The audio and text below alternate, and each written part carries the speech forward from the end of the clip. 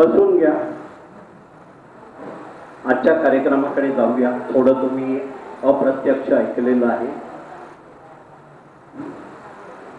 पांढरकामेताई मागे खुर्ची आहे बघा.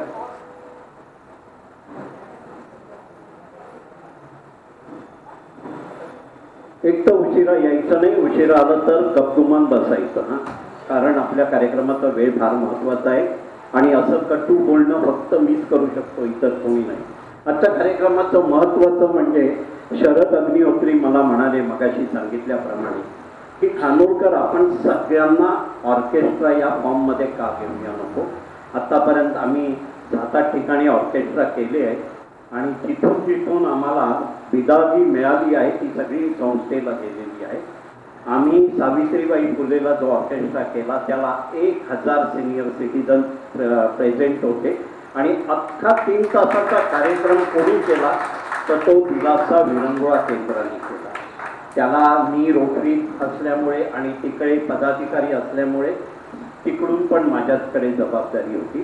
तर शरद अग्निहोत्रींनी सांगितलेलं आहे ते महत्त्वाचं आहे. आपल्यापैकी प्रत्येक जण हा ऑर्केस्ट्रात भाग घेणार आहे ज्यांना कराओके बरोबर म्हणण्याची इच्छा आहे.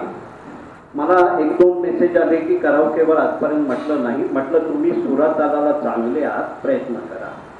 नावं कोणाची घेत नाही ते. मग काय मीनाताई म्हणतात की मी पण त्यातलीच आहे म्हणून हरकत नाही. तर एक लक्षात घ्या, आपले 2, 3 किंवा 4 ऑर्केस्ट्रा होती, त्याच्यात सगळीजण विभागली असती. आत्तापर्यंत आमचा ऑर्केस्ट्राच्या इतिहासामध्ये साधारण 15-1 जण मातब्बर आहेत. त्यांची प्रॅक्टिस घेणार नाही. आज आले असाल तर गपगुमान बाकीच्यांची गाणी ऐकायची आहेत तुम्हाला. काय पुण्यार्थी श्रीकांत कानडे, सतीश साठे, रवींद्र काळे, सुहास गुर्जर आणि इकडे हे सगळे हे चौघेही. त्याच्यानंतर गवाणकर ताई आणि सगळ्यात सांगतो पहिल्या रोटरीच्या एका कार्यक्रमाच्या ऑर्केस्ट्रामध्ये एक मुलगी नाचली होती म्हणे. त्या म्हणजे मला विचारलं दुसऱ्या दिवशी तुम्ही सगळे सिनियर आहेत म्हटलं. सगळे बघतायत मानवर करून, जरा उभी राहा नाही. माधवी देसाई मी पण मी म्हटलं नाही सगळे सिनियर होते.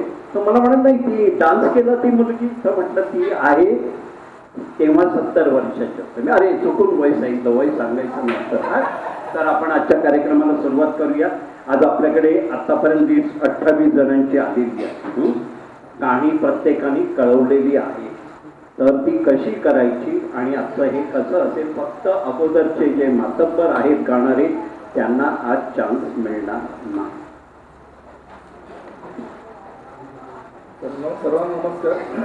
उपस्थिती बघूनच मला खूप आनंद झाला आहे. व्हेरी गुड उपस्थिती आहे. म्हणजे आपण फक्त डिक्लेअर केला की आपल्याला ऑर्केस्ट्राचा प्रोग्राम करायचा आहे, त्याच्यावरनं तेवढी हॅलो तर आपण फक्त डिक्लेअर केलं की आपल्याला एक ऑर्केस्ट्रा एक कार्यक्रम करायचा. जसा आपला अनुभव आहे, आपण बऱ्याच ठिकाणी केलेला आहे तसा. तर की तेवढी उपस्थिती वाढली बा. तर प्रत्येकाला खूप इंटरेस्ट आहे आणि ऑर्केस्ट्रामध्ये म्हणजे प्रत्येकाला घ्यायचं. पण ऑर्केस्ट्रा ही संकल्पना पूर्वीची फार वेगळी होती. त्याच्या अगोदर माझं एक एक्सप्लेनेशन आहे. जर तुम्ही नेहमी माझा उल्लेख करता ऑर्केस्ट्रा बांधणीचा अनुभव वगैरे, तसा मी का ऑर्केस्ट्रा हे टीमवर्क आहे. ऑर्केस्ट्रा म्हणजे कोणी असं एकच संस्थापक नसतो की तो सगळं हे करतो, तयार करतो. तर एक टीमवर्क असतं. तर त्या टीमवर्क म्हणजे फाउंडेशन मेंबर म्हणून मी मुंबईच्या 2 मोठ्या ग्रुपमध्ये मी फाउंडर मेंबर आहे. आणि इकडे डोंबिवलीला आपला हार्मोनिका क्लब जो आहे त्याच्यामध्ये जो फाउंडर मेंबर म्हणून काम केलं आहे. फाउंडर मेंबर म्हणून काम केलं तरी मी मुळात कलाकार म्हणून तिथे एंट्री केलेली आहे. त्याच्यामुळे मला असं वाटायला लागलं की माझ्या होता हा तर वेगळंच मला विचारलं. मी वादक म्हणून मी इतिहास जमा होत चाललेलो आहे असं मला वाटायला लागलं. कारण ऑर्केस्ट्रामध्ये 10 वर्ष मी जवळजवळ 100 ते प्रोग्राममध्ये मी स्पॅनिश गिटार वाजवत होतो. तर तो अनुभव माझ्या गाठीशी आहे.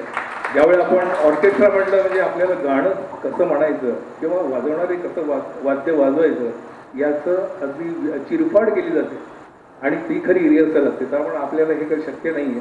आणि आता एवढे वादळ घेऊन संच निर्माण करणे ते मुश्किलच आहे. आता करोना काळात आपण बघितलं की हे सगळं ही संकल्पना मागे पडली आणि कॅराओकेवर गायन हा प्रकार सुरू झाला. आणि मग कॅराओकेवर व्होकल आणि इन्स्ट्रुमेंटल असं दोन्हीचा एक डोक्यात कल्पना आली. त्याच्याप्रमाणे मी खानोलकर सरांना मांडली होती, त्याप्रमाणे आमचे प्रोग्राम पण झाले होते. त्याच्यामध्ये आम्ही इन्स्ट्रुमेंटल आणि व्होकल दोन्हीचा आम्ही प्रयोग केलेला आहे आणि तो चांगल्या ठिकाणी झाला. सावित्रीबाई फुले घ्या किंवा कुठे घ्या, माझे 4-5 प्रोग्राम झाले. तर आता मी परत त्यांना विनंती केली, म्हटलं तुम्ही काय करा की आपल्या सोमवारी गुरुवारी वगैरे जे झूमवर जे कार्यक्रम असतात किंवा कानविंदेमध्ये जे कॅराओकेवर गायनाचे जे हे केले जातात कार्यक्रम, तर ते साधे असतात. म्हणजे येणारे येतात, गातात जातात. तर त्याच्यापेक्षा जर आपण प्रोग्राम केला तर प्रत्येकाला स्वतःची क्षमता, दर्जा काय गाण्याचा किंवा आपलं गाणं लोकांना कसं, लोकांच्या आवडीचं गाणं आपण गाऊ शकतो की नाही, किमान तेवढं आपल्याला पात्रता आहे की नाही, हा एक प्रयोग आहे. तर त्याच्यामुळे आपण जो आता मी मेंबर बघितले जवळजवळ 30 पर्यंत आपल्याला मेंबर्स आहेत. तर आपल्याला 3 बॅचमध्ये डिवाईड करायचे हे, तर त्याप्रमाणे व्यवस्थित लिस्टिंग केलं जाईल. पण आजचं इम्पॉर्टंट काय आहे की जे नवोदित आहे की ज्यांनी कधी गायलेलं नाही आहे आतापर्यंत स्टेजवर किंवा गायलेलं असेल, त्यांना ते कसे गातात ते आम्हाला माहीत नाही. तर ते आज बघण्यासाठी ही प्राथमिक फेरी म्हणून समजा. याच्यामध्ये सिलेक्शन वगैरे करणारी आपली सिलेक्शन कार्ड मास्टर टीम आहे. हे गाणं वगैरे गाणारे सगळे एक्सपर्ट लोक आहेत. त्याच्यामुळे त्यांचं परीक्षण महत्त्वाचं आहे. माझं फक्त इन जनरल मी तुम्हाला सांगतो फक्त की आपला ऑर्केस्ट्राचा कार्यक्रम हा जो आहे तो बाहेरचं कसं ऑर्केस्ट्रा तसंच राहील. तर कार्यक्रमाचं स्वरूप आपलं राहील म्हणजे सुरुवातीला शंखवादन, प्रार्थना, त्याच्यानंतर इन्स्ट्रुमेंटचं एक टायटल असेल, त्याच्यानंतर गाणी असतील व्होकल, मग ती लेडीज सिंगर, जेंट सिंगर अशी असतील. त्याच्यानंतर एक 3-4 गाण्यानंतर एखादं इन्स्ट्रुमेंटल. तर आपल्याला हा कॉम्बिनेशन करून हा प्रोग्राम करायचा आहे आणि हा टायमात बसवायचा आहे. त्यामुळे प्रत्येकाने अतिशय त्याची तयारी केली पाहिजे. अशी आपलं गाणं सगळ्यांना बहुतेक आवडलं पाहिजे. गाणं निवडताना सुद्धा असं निवडायचं की जे बहुतेक सगळ्यांना माहिती आहे, सगळ्यांनी ऐकलेलं आहे. कुठलं तरी अननोन गाणं निवडून आपण त्याच्यावर प्रॅक्टिस केली तर होणार नाही. आणि प्रॅक्टिस करा, बाकीचं सगळं मार्गदर्शन तुम्हाला आता हे शामराव मिस्त्री तुम्हाला सांगतील कसे प्रकारे गाणे. नमस्कार. मी जास्त बोलत नाही. आपण आता हा जो ऑर्केस्ट्राचा एक गाठ घातलाय ना, याचा उद्देश काय की आपल्याच कुटुंबातील जे कलावंत आहेत त्यांचे सुप्त गुण बाहेर यावे हा उद्देश आहे. कारण आतापर्यंत खानोलकर साहेबांनी सांगितलं त्याप्रमाणे आम्ही जवळजवळ 6-7 कार्यक्रम केले आणि चांगल्या चांगल्या ठिकाणी काशीनाथ घाणेकर, सावित्रीबाई, बदलापूरला वगैरे, आणि सगळे कार्यक्रम छान झाले. आपलेच सगळे कलावंत होते.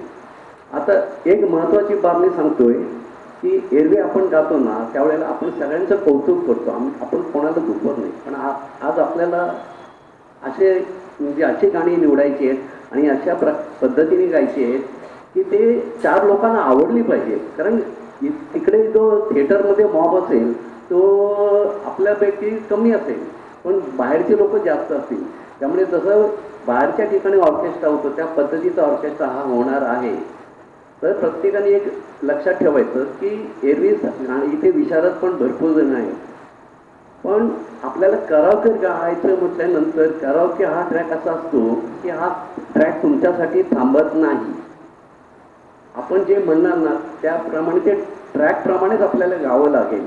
काही वेळा काय होतं, ट्रॅकमध्ये जो एक हे असतो त्याचा बाज असतो त्याप्रमाणे गाण्याचा प्रयत्न करा. काही वेळा त्याची लेवल आहे ना उंच असते, तर तुम्हाला ते उंच पट्टी जर जमलं नाही तर शक्यतो म्हणू नका. मग काय होतं ते गाणं मग जरा मिसमॅच होतं. तर ह्या गोष्टी तुम्ही लक्षात ठेवा आज. ओके.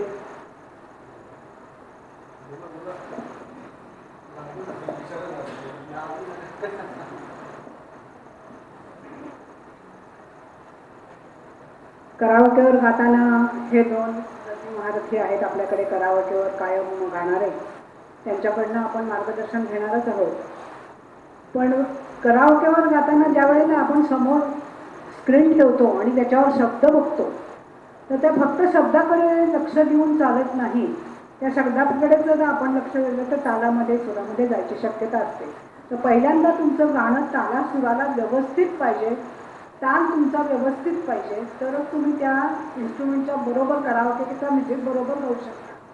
शक्यतो गाणं पाठ असावं असलं तर तुम्हाला कन्फ्यूज होत नाही बघताना याच्यावरती. आणि प्रॅक्टिस पाहिजे.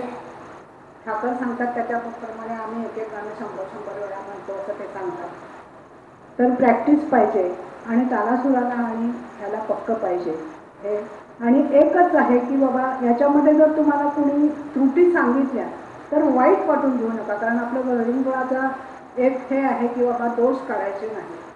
पण आपल्याला जर परफेक्ट ऑर्केस्ट्रा करायचा असेल तर तुमच्यात जर दोष असतील तर ते सांगावे लागतील आणि ते सुधारावे लागतील. एवढंच सांगा.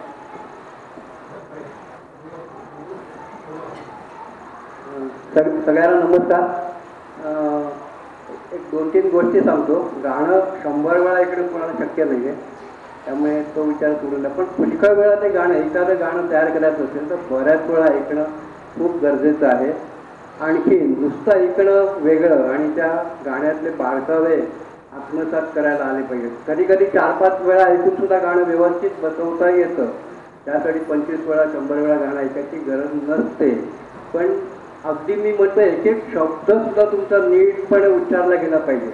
तर मी माझा अनुभव सांगतो की एक एक शब्द माझा चुकला. आता रुंदी करायला गाणं मी म्हणत होतो माझ्या मुलीबरोबर, पण तिचं परफेक्शन एवढं आहे की बारीक जरी चूक झाली तरी ती थांबवते नाही.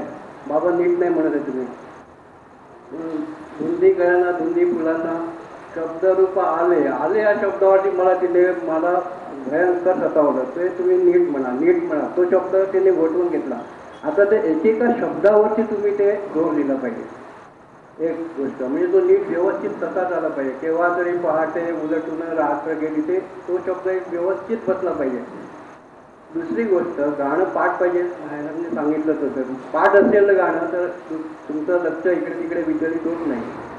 बऱ्याच वेळा मी माझा अनुभव सांगतो की लॅपटॉपमध्ये आता लिरिक्स येतात. पूर्वी काय व्हायचं आमच्या वडी मी 98ला गाणं सुरू केलं. मी केव्हा गाणं म्हणायला 98 साली सुरू केलं. मी पहिला बाहेर प्रोग्राम केला मळ्याला. पण त्यावेळेस ऑडिओ कॅसेट होत्या. ऑडिओ कॅसेट लावून म्हणजे आम्हाला लिरिक्स लिहायला लागायचे आणि मग त्या अंडरलाईन करायचं. कुठले 2 वेळा म्हणायचे 1 वेळा म्हणायचे कुठला शब्द वर पाहिजे वगैरे ते सगळं तयारी करून मग आम्ही म्हणायचो.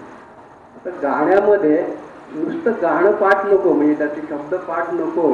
गाण्याचं म्युझिक पण तुमचं पाठ पाहिजे. महत्त्वाचे आहे कारण प्रत्येक ठिकाणी तुम्ही कडवं उचलता ते म्युझिक संपतंय कधी तर त्याच्यात बात करायला नको तुम्ही. म्हणून गाण्याचं पूर्ण म्युझिक पण पाठ पाहिजे तुमचं. 2.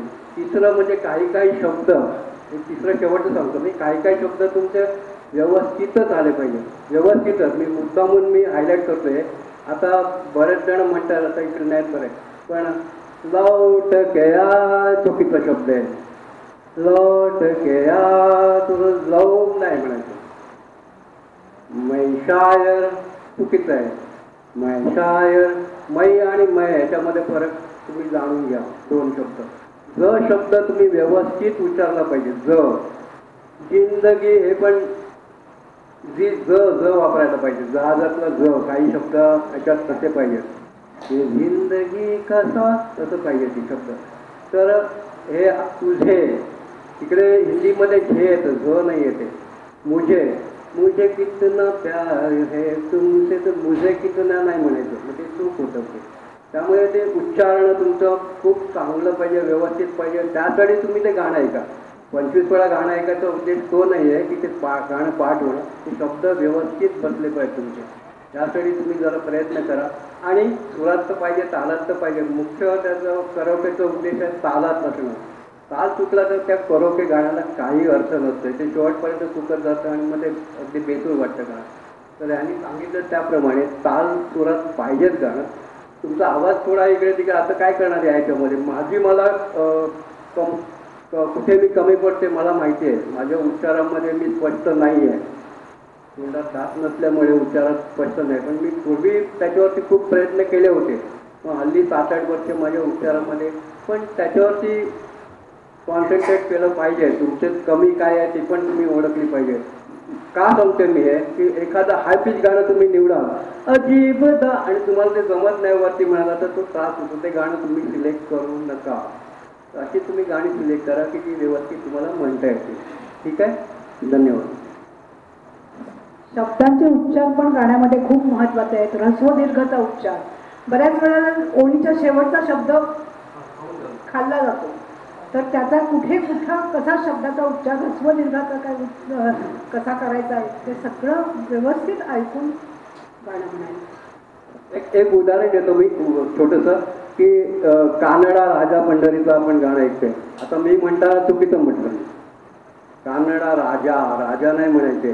तर मी त्यांना विचारलं, मी आता मला ते चावत होतं ते राजा म्हणून का राजा म्हणून.